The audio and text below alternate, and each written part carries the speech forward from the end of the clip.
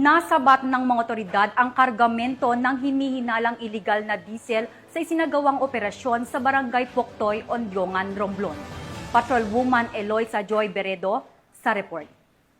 Ang lalaki ang naaresto sa isang isinagawang operasyon ng Criminal Investigation and Detection Group Romblon Provincial Field Unit katuwang ang Ondyongan Municipal Police Station matapos mahuli sa aktong iligal na nagtatransport ng malaking volume ng diesel fuel noong ika-7 ng Agosto taong kasalukuyan sa Barangay Poktoy, Ondyongan, Romblon.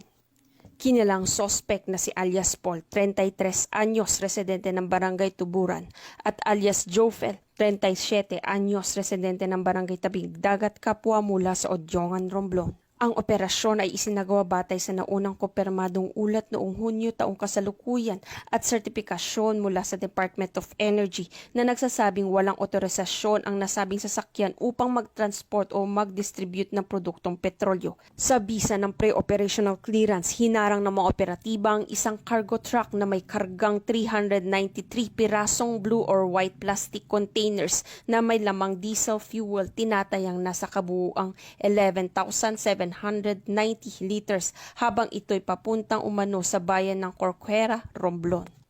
Na-recover sa operasyon ng mga sumusunod, isang cargo truck na may tinatayang halagang 400,000 pesos, diesel fuel na tinatayang nagkakalaga ng 736,875 pesos, mga dokumento tulad ng ORCR, delivery receipt, sales invoice, BIR renewal certificate, calibration at laboratory test reports. Ang kabuuang halaga na nakumpiskang ebidensya ay 1,136,875 pesos. Isinagawa ang inventory at photo documentation ng mga ebidensya sa harap ng mga opisyal ng Barangay Poktoy, Ondyongan, Romblon. Ang mga ito ay posibleng masampahan ng kasong paglabag sa Section 2 ng Batas Pambansa bilang 33 na inamyendahan ng Section 1 ng Presidential Decree No. 1865 na may kaugnayan sa iligal na pagbebenta, pamamahagi o transportasyon ng produktong petrolyo.